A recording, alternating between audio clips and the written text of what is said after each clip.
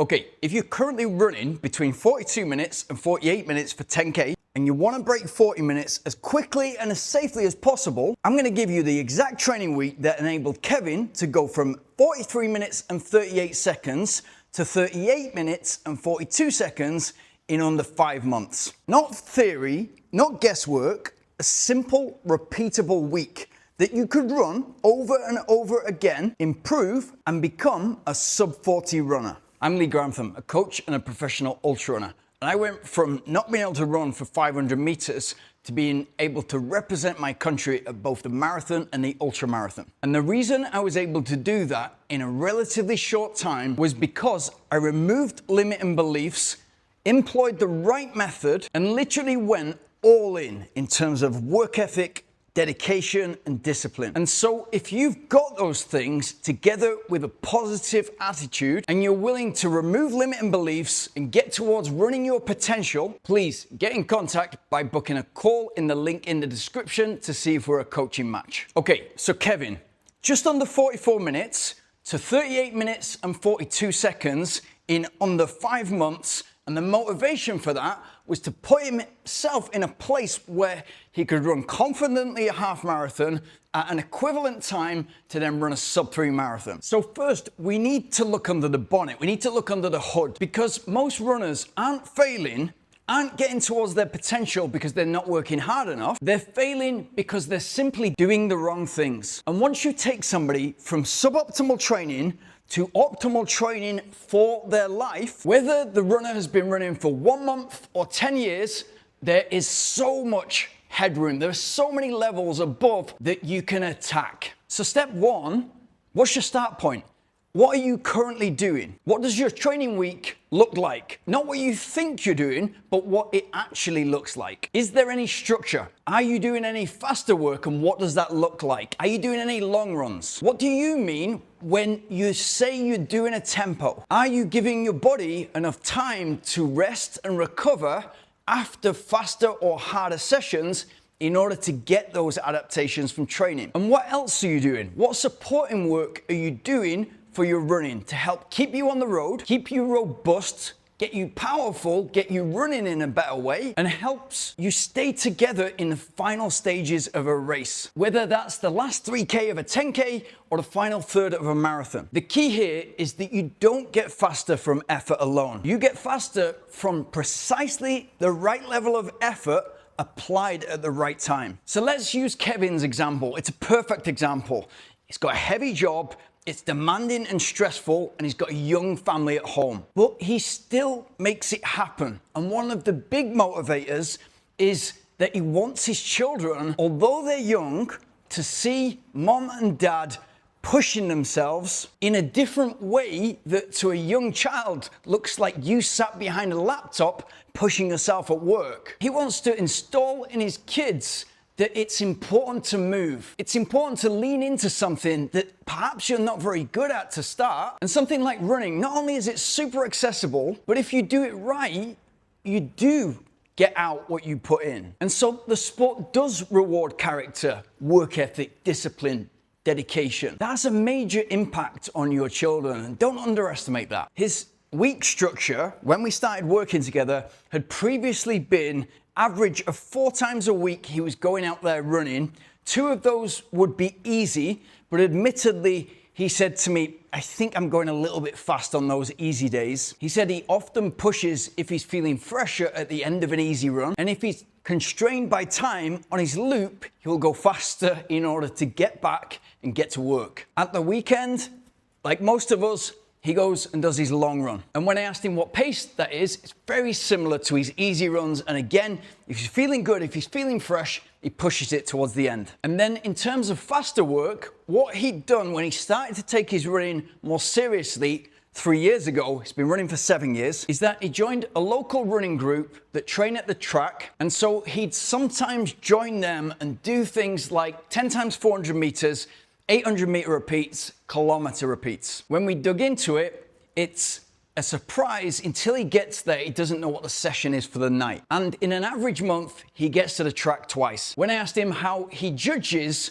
A session, if it's 6 times a kilometer, 8 times 800 meters, he said it's a pretty competitive group. There's some people at his pace that he competes with, and he also tries to stick with the faster guys. But he comes away from those sessions absolutely wiped out. And there were many other things just around that day that we could improve and push him forward. And he really loves his running. He loves what it does for him mentally, how he can measure the race results in time, how he can see himself improving physically and physiologically, but also the way it calms him and improves his energy for the day, and that makes him a better father, husband, and also better with his colleagues, better with the teams that work for him. So the key problem is he's working hard. Like many of you, he's working hard, but he's not improving. He feels like he's not improving at the rate that he should be. And when you're putting 4, 5, 6 hours a week in order to train for something that is essentially a passion, why not improve optimally? Why not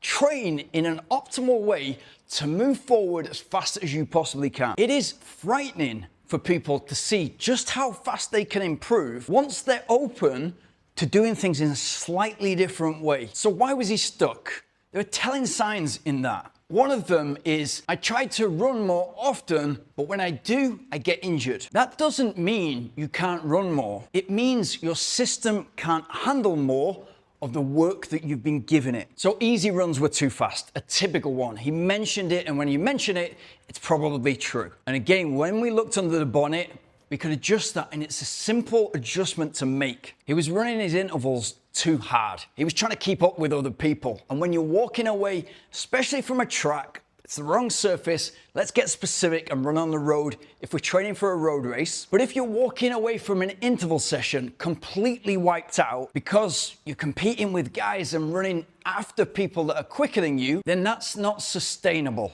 over weeks, months, and years again. There was no control of effort over each of the runs that he was doing. There was no real structure. And some of that was to do with his work schedule, but a lot of it was to do with how hard the previous day had been. There was no strength work at all. And although his background was in football and he played some golf, and although he told me he knew he should be based on watching my channel, he'd not tapped in to strength training to support his running in any way. So here's the training week. And I'm going to show you exactly what we changed. And this is what we built up to. So there were progressions along the way to this, but it was quick because of what I'm about to tell you about controlling that effort throughout the week. What we're always aiming for is something simple, structured, and repeatable. One of his time constraints around work was Monday was his heaviest day. He would get into the office at 8 a.m. and not leave often until after 8 p.m. And as much as he would love to run, it felt like he didn't have time. But when we discussed the benefits that he was getting, mental benefits, better father, better husband, better colleague, and probably certainly a better boss to be around, then because he wasn't constrained by that morning wake-up time to actually get into work, it was the perfect opportunity to get the right structure immediately out of the gate and to give him a super light recovery run, which would do a couple of instant things, do many things, but the 2 instant things it would do was teach him to run even easier than easy running. And if you can learn one skill, it's to get used to that 1 or 2 out of 10 perceived effort. And that 30-minute run was doing exactly that, but then also warming him up, ready for a quick strength session, as well as accelerating that faster, fuller recovery from the long run the day before. Now, if you're going from not done strength since I was in my teenage years, we've got to start light and easy. And if you're introducing a new habit, you've got to reduce or remove any deterrence and make it simple and easy to do. So whilst he's still sweaty, 20 minutes of simple 5 exercises, that would be the foundation, the start point of him becoming a runner that's less injured, a runner that is more powerful. We're aiming for that stride length, but also a runner that is more durable, and so staying together at each stage in a race, whether that's the 10K and you're holding on for the last 3K, half marathon, marathon, how can we stay together biomechanically, but also physiologically in those final stages of a race? Tuesday, easy run. Now, we've got to adjust what he was doing before, finishing fast, if he felt fresh, opening up and going quicker, to That easy run that's nice and light, it's conversational, learning control, building aerobic base, but at the same time, bridging the gap between that feeling you feel at the start of the recovery run on Monday and you running faster the next day on Wednesday. Wednesday, there were so many wins around this session, but instead of random track workouts, we did controlled intervals at exactly the right effort. Not racing, not competing, not chasing others, just smart, repeatable sessions that you can stack together week after week. And it was a shock for him to walk away from an interval session feeling like he could do another couple of reps, like he could run the next day if it was in the plan. Remember, you're not trying to run as fast as you possibly can. You're trying to improve efficiencies that you can hold for each part of the race. Always look at the goal and work back. Thursday, complete rest. Mentally, physically, great reset day. Just having that 1 day a week off is gonna help you get injured less over time. And what it's also gonna do psychologically, if you know you've got that reset day, it's gonna keep you enthusiastic about the training,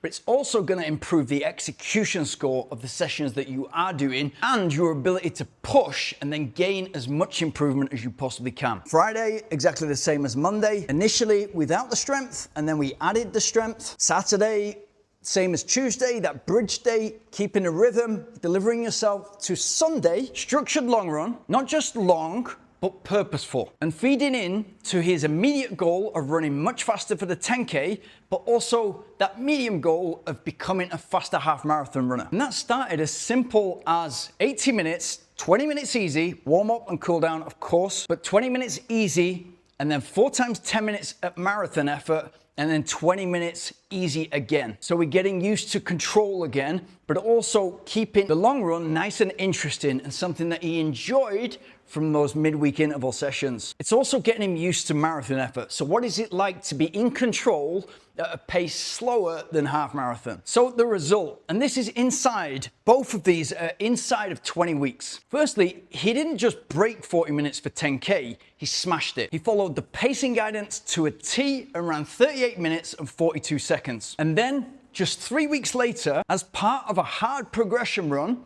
he ran a half marathon in 1 hour and 26 minutes. And so what was a dream years from now of running sub 3 hours for the marathon is now attainable within one training block. Now, he did many things well. Overall, what he let go of was, instead of chasing a pace, building a system where those faster times will come to you. Remember, you don't need more effort. You need better structure and precisely the right effort levels for you applied at the right time.